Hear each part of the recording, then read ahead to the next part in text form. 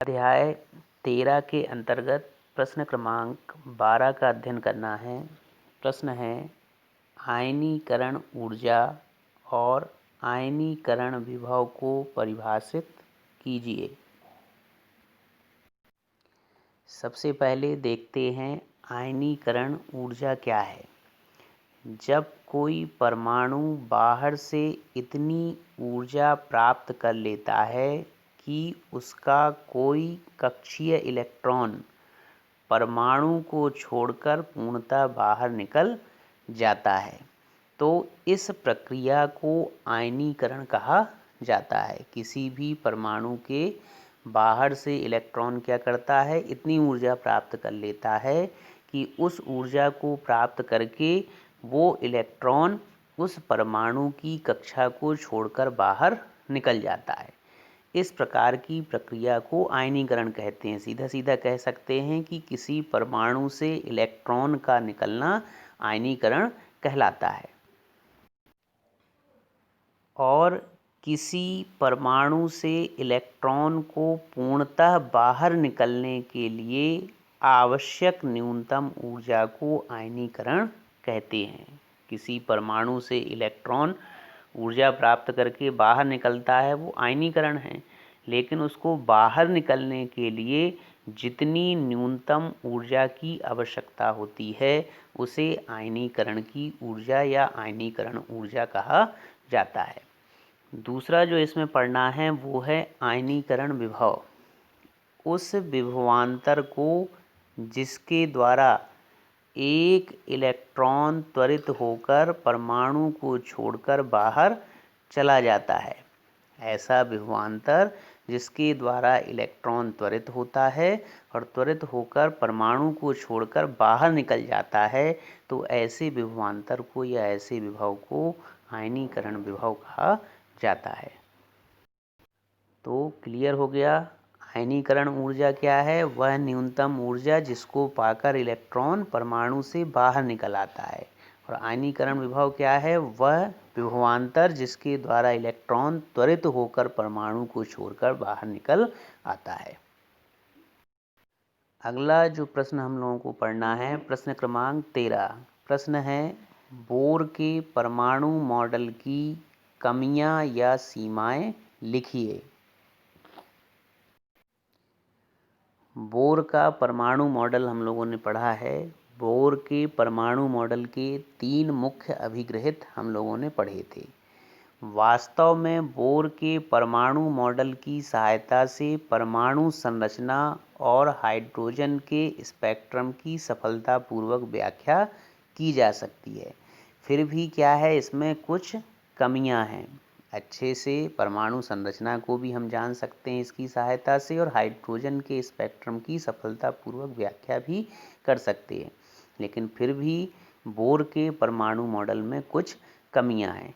पहली जो कमी है, पहली जो सीमा है इसकी, वो है कि इस मॉडल के द्वारा केवल हाइड्रोजन सदृश वाले परमाणु जैसे हाइड्रोजन, एक आयनित हीलियम, द्विआयनित लिथियम आदि के स्पेक्ट्रम की ही व्याख्या की जा सकती है।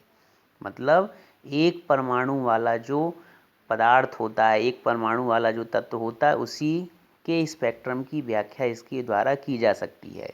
जैसे हाइड्रोजन हो गया, या एक आयनित हीलियम है। एक आयनित हीलियम मतलब हीलियम से एक इलेक्ट्रॉन निकल जाए, या द्विआयनित लिथियम है, लिथियम से 2 इलेक्ट्रॉन निकल जाए। तो इस प्रकार के जो तत्व होते हैं उनके स्पेक्ट्रम की व्याख्या ही इसके द्वारा की जा सकती है। द्विपरमाणु या त्रिपरमाणु, इस प्रकार द्विपरमाणु या अन्य कोई हैं तो उनकी व्याख्या इसके द्वारा नहीं की जा सकती।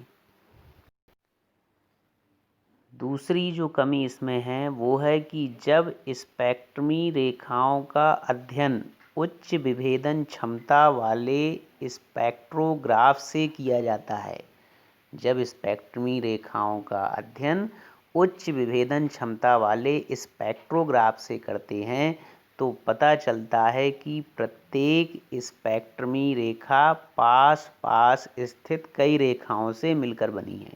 मतलब एक रेखा जो हमको दिखाई देती है उसमें एक रेखा नहीं है, बल्कि उसमें पास पास कई पतली पतली रेखाएं होती हैं। उन पतली पतली रेखाओं को मिलाकर वो रेखा बनी होती है। तो ये उच्च विभेदन क्षमता वाले स्पेक्ट्रोमीटर या स्पेक्ट्रोग्राफ से जब अध्ययन करते हैं तब यहाँ पर पता चलता है। और ये जो छोटी छोटी रेखाएं एक रेखा के अंदर दिखाई देती हैं, इन रेखाओं की उत्पत्ति कैसे होती है इसकी व्याख्या नहीं की जा सकती। तो ये दूसरी कमी है।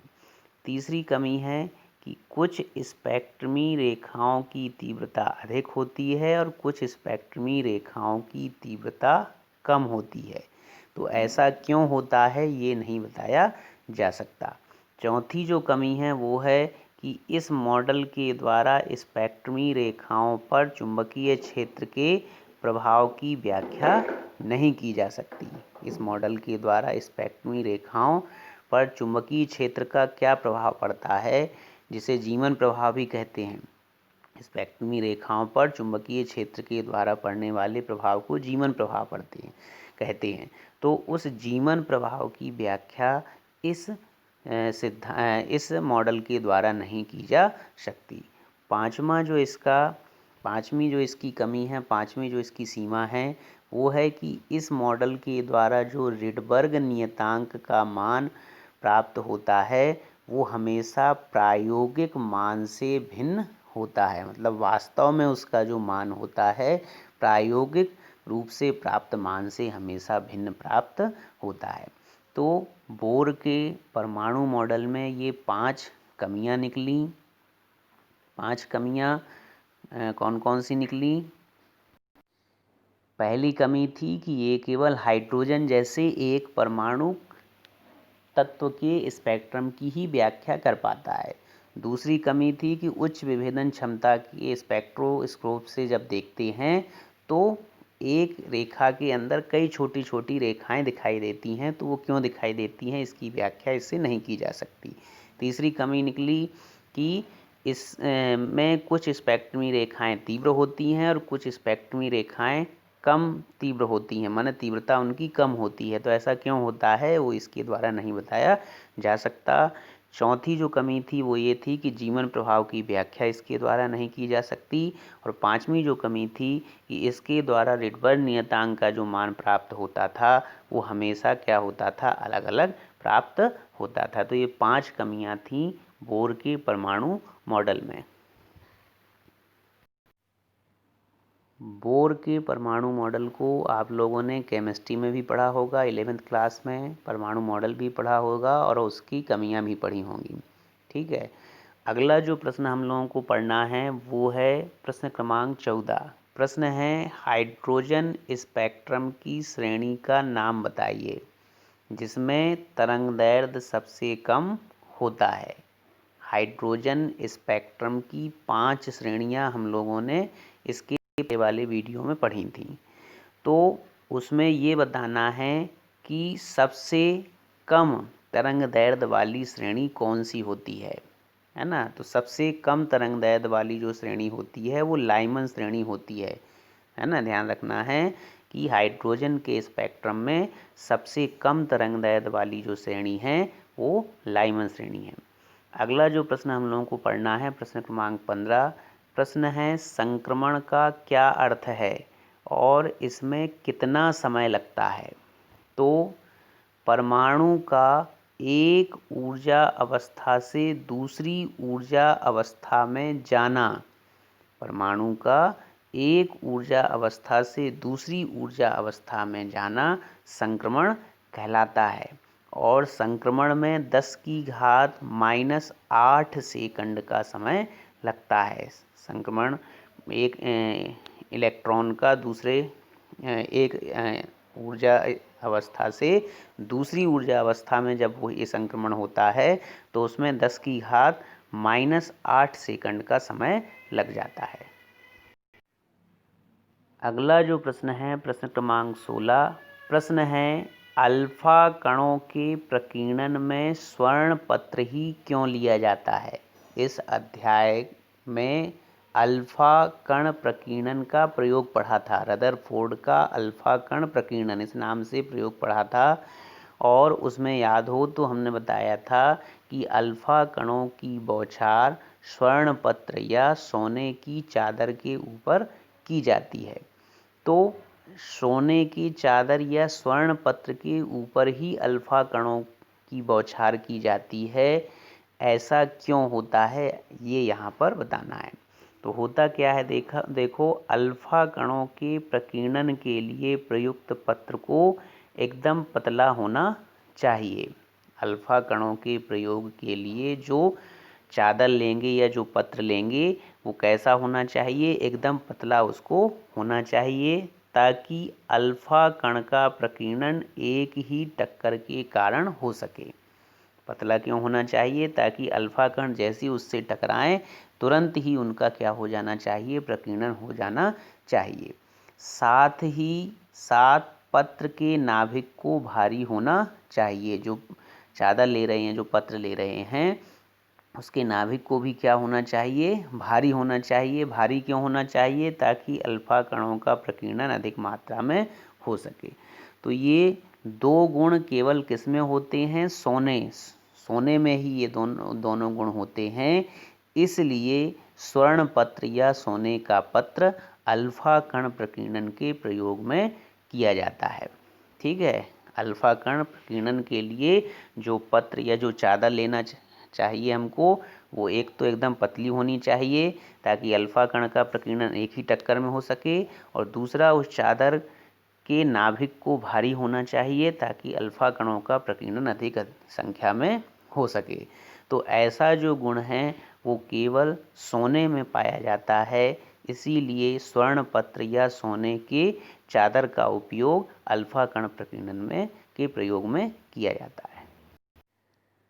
अगला जो प्रश्न है, प्रश्न क्रमांक 17। प्रश्न है, बोर की प्रथम कक्षा में इलेक्ट्रॉन का कोणीय संवेग कितना होता है। बोर की प्रथम कक्षा में इलेक्ट्रॉन का कोणीय संवेग कितना होता है। तो बोर का परमाणु मॉडल जब पढ़ा था तो उसमें दूसरे नंबर का अभिग्रहित जब पढ़ा था तो उसमें एक सूत्र इस प्रकार से कोणीय संवेग का पढ़ा था। कोणीय संवेग mvr बराबर NH/2π, इस रूप में एक सूत्र वहाँ पर कोणीय संवेग का पढ़ा था। अब चूंकि प्रथम कक्षा के लिए निकालना है, तो प्रथम कक्षा के लिए निकालना है मतलब n बराबर 1 होगा। प्रथम कक्षा के लिए n बराबर 1 होता है, द्वितीय के लिए n बराबर 2 होता है, तृतीय के लिए n बराबर 3, इस प्रकार से होते हैं। तो प्रथम कक्षा के लिए जब निकालेंगे तो n बराबर 1 जब रखेंगे तो क्या आ जाएगा, तो mvr की जगह पे mvr आ जाएगा, बराबर में n की जगह पे 1 आएगा तो ऊपर h बचेगा और बटे में 2π बचेगा। तो ये इस प्रकार से आपको mvr बराबर h/2π यहाँ पर लिख लेना है। ये सूत्र, ये mvr बराबर h/2π क्या है, ये प्रथम कक्षा में इलेक्ट्रॉन का कोणीय संवेग है। अंतिम जो प्रश्न आज हम लोगों को पढ़ना है, प्रश्न क्रमांक 18। प्रश्न है, किसी कक्षा में इलेक्ट्रॉन की ऋणात्मक ऊर्जा का अर्थ स्पष्ट कीजिए। किसी भी कक्षा में इलेक्ट्रॉन की ऊर्जा क्या होती है, ऋणात्मक होती है। तो ऋणात्मक ऊर्जा का क्या मतलब है ये यहाँ पर बताना है। तो किसी भी कक्षा में इलेक्ट्रॉन की कुल ऊर्जा हमेशा क्या होती है, ऋणात्मक होती है। ऋणात्मक क्यों होती है, तो ऋणात्मक का अर्थ है कि इलेक्ट्रॉन नाभिक से बद्ध होता है। ठीक है, इलेक्ट्रॉन नाभिक से बद्ध होता है। प्रथम कक्षा की ऋणात्मक ऊर्जा अधिकतम होती है, अतः प्रथम कक्षा के इलेक्ट्रॉन नाभिक से दृढ़तापूर्वक बद्ध होते हैं। ठीक है, ऋणात्मक ऊर्जा होने का मतलब है इलेक्ट्रॉन नाभिक से जुड़ा हुआ है। ठीक है, तो प्रथम कक्षा की जो ऊर्जा है वो सबसे अधिकतम होती है। सबसे अधिकतम होती है कहने का मतलब ऋणात्मक सबसे अधिकतम होती है। तो सबसे बड़ा ऋणात्मक माने सबसे छोटा होगा मान। ठीक है ना, जैसे -4, -5 और -6 लिखा है, तो सबसे बड़ा ऋणात्मक कौन है, -6 है। लेकिन -6 क्या होगी, सबसे छोटी संख्या होगी। -4 और -5 इन दोनों संख्याओं से भी छोटी क्या होगी, -6 होगी। है सबसे बड़ी ऋणात्मक, लेकिन वैसे मान के रूप में देखें तो -6 सबसे छोटा हो गया, यानी -4 और -5 इनसे भी वो छोटा हो गया। तो उसी चीज़ को यहाँ पर लिखा गया है। ऋणात्मक होने का मतलब है नाभिक से बद्ध है। तो प्रथम कक्षा जो होता है उसकी ऋणात्मक ऊर्जा सबसे अधिक होती है। ऋणात्मक ऊर्जा सबसे अधिक है मतलब उसकी ऊर्जा सबसे न्यूनतम होती है। इसीलिए प्रथम कक्षा के इलेक्ट्रॉन नाभिक से दृढ़तापूर्वक बंधे रहते हैं। फिर द्वितीय कक्षा, तो द्वितीय कक्षा के लिए क्या होगा, द्वितीय कक्षा के लिए ऋणात्मक ऊर्जा प्रथम की अपेक्षा कम होगी, मतलब ऊर्जा उसकी थोड़ी सी अधिक होगी प्रथम कक्षा से। तो धीरे धीरे क्या होगा, धीरे धीरे जैसे जैसे आगे बढ़ते हैं वैसे वैसे ऋणात्मक ऊर्जा का मान कम होने लगता है, और ऋणात्मक ऊर्जा का मान कम होने के कारण इलेक्ट्रॉनों का बंधन भी कम होने लगता है। इलेक्ट्रॉनों का बंधन n बराबर अनंत जब लेते हैं, अनंत मान n बराबर अनंत का मतलब ऐसी कक्षा जो नाभिक से बहुत ज़्यादा दूर है, तो ऐसी कक्षा के लिए ऊर्जा का मान क्या हो जाता है, शून्य हो जाता है। ऋणात्मक सबसे पहले ऋणात्मक रहेगा, फिर और कम ऋणात्मक होगा, फिर और कम ऋणात्मक होगा, फिर धीरे धीरे क्या हो जाता है, वो शून्य हो जाता है। संख्या रेखा पढ़ी होगी ना सब लोगों ने। संख्या रेखा में 0 होता है, फिर -1 होता है, फिर -2 होता है, फिर -3 ऐसे होते हैं। तो -3, -2, -1 ऐसे घट रही है ना ऋणात्मकता, तो एक समय क्या आएगा कि 0 हो जाएगा। तो n बराबर अनंत वाली कक्षा के लिए ऊर्जा का मान क्या हो जाएगा, ऊर्जा का मान शून्य हो जाएगा, माने सबसे कम हो जाएगा।